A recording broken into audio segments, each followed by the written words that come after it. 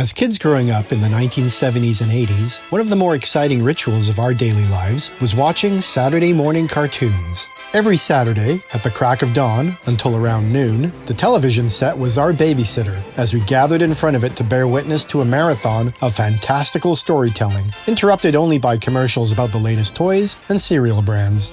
Today, we're going to walk you through the typical Saturday morning viewing schedule of a young boy growing up in those magical decades, when having an unfettered imagination was your greatest asset.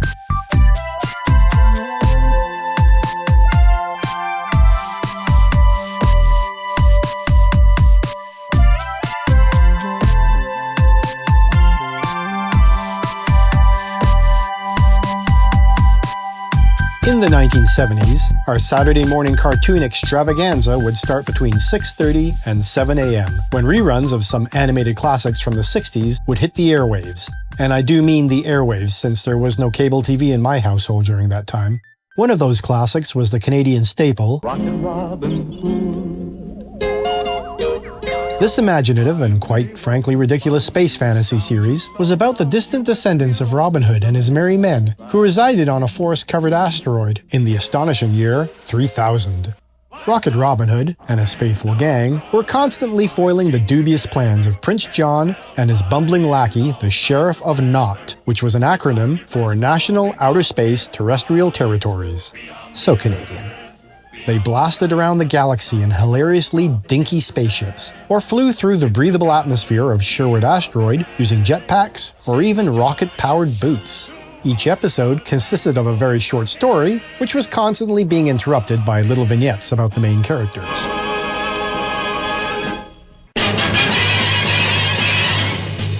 Next up was SpiderMan, the cartoon from 1967, which was the Canadian-American sister show to Rocket Robin Hood.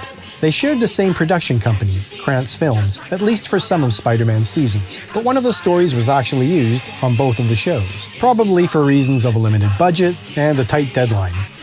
Another early morning Canadian cult classic from the 1970s was the very campy, hilarious House of Frightenstein. I guess it would be best described as a comedic, semi-educational show for kids, with some outrageous character-driven segments. And most of those characters were performed by only one actor, Toronto native Billy Van. In fact, one of Billy Van's musical groups contributed to the recording of the 1967 Spider-Man theme song. The 60s and 70s saw an explosion in the interest in dinosaurs from a young audience. This phenomenon was reflected in such Saturday morning hits as the animated series The Valley of the Dinosaurs, as well as Sid and Marty Krofft's The Land of the Lost, a live-action and stop-motion dinosaur science fiction series. Both of these shows seem to share a very similar premise, but The Land of the Lost had a much more otherworldly vibe to it. And I think it owed much of that to the inventive studio sets and the green screen overlaid stop-motion effects that made The Land of the Lost stand out in a sea of fantasy cartoons.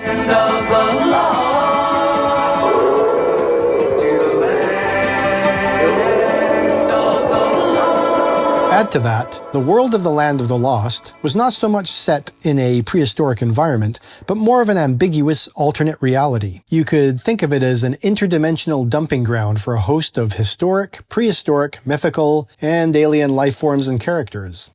And why was it like that? Just because.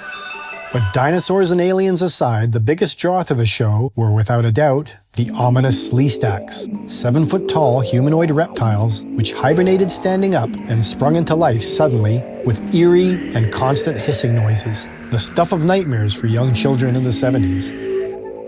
A number of accomplished writers contributed to the series, including Walter Koenig and David Gerrold, who both wrote for the original Star Trek series.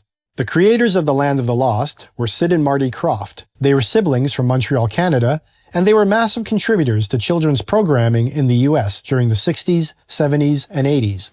They were known for their psychedelically whimsical, fantasy-based concepts, which they effectively executed on a fairly tight budget.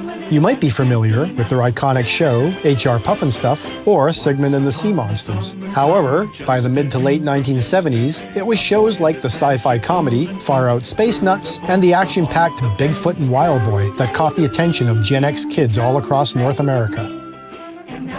Another Saturday morning staple was a great little Hanna-Barbera cartoon from the 60s called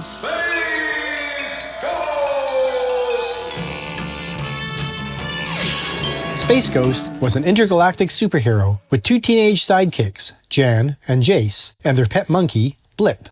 Young viewers would later see a similar dynamic in the 1977 animated series, The All-New Super Friends Hour, also part of the Hanna-Barbera family, with the introduction of the Wonder Twins, Zan and Jaina, and their pet monkey, Gleek. I don't know what it was with teenagers and monkeys in the 70s. Wonder Twin powers, activate! Shape out an eagle! Form of something lame made out of water. Look, I'll be honest, I hated the Wonder Twins, that wasted year I spent just waiting for Zan to turn into something cool. Space Ghost and his crew often teamed up with a group of extraterrestrials known as the Herculoids. Many young kids were enthralled with the imaginative variety of alien life forms that comprised the Herculoids team. As entertaining as all of these Saturday morning shows were, it would be a great injustice if we didn't discuss an amazing series from 1981. That series was none other than Thundarr the Barbarian. Thundarr The Barbarian. Thundarr the Barbarian was, how can I put this, probably the most metal of all Saturday morning cartoons. The series was set in the very distant future, almost a century after the age of Rocket Robin Hood for those who are keeping score.